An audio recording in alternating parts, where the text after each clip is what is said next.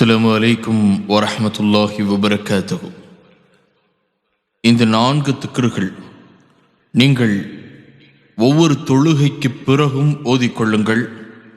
அதைப்போல் எப்போதெல்லாம் நீங்கள் திக்ர் செய்ய வேண்டுமோ அப்போதெல்லாம் இந்த 4 திக்ர்களையும் வழக்கமாக வைத்துக் கொள்ளுங்கள், ஓதிக்கொள்ளுங்கள்.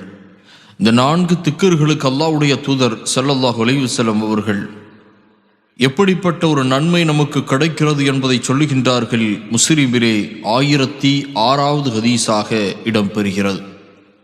நபி தோழரான அபூதர் ரலியல்லாஹு அன்ஹு அவர்கள் அறிவிக்கின்றார்கள், நபி தோழர்களில் ஏழைகளான சிலர் நபி ஸல்லல்லாஹு அலைஹி வஸல்லம் அவர்களிடம், அல்லாஹ்வின் தூதரே, வசதி படைத்தோர், அதாவது பணக்காரர்கள் நன்மைகளை தட்டி கொண்டு போய்விடுகின்றனர். நாங்கள் தொழுவதை போன்றே அவர்களும் தொழுகின்றனர். நாங்கள் நோன்பு நோற்பதை போன்றே அவர்களும் நோன்பு நோக்கின்றனர். ஆனால் அவர்கள் அல்லாஹு ரப்புல் ஆலமீன் வழங்கிய அதிகப்படியான செல்வங்களை தான தர்மம் செய்கின்றனர்.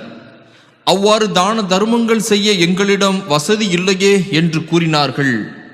அதற்கு நபிகள் நாயகம் ஸல்லல்லாஹு அலைஹி வஸல்லம் அவர்கள், நீங்களும் தர்மம் செய்வதற்கான முகாந்திரத்தை அல்லாஹ் உங்களுக்கு ஏற்படுத்தவில்லையா?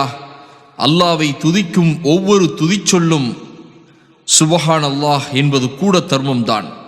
அல்லாவை பெருமைப்படுத்தும் ஒவ்வொரு சொல்லுமான அல்லாஹு அக்பர் என்பதும் தர்மம்தான்.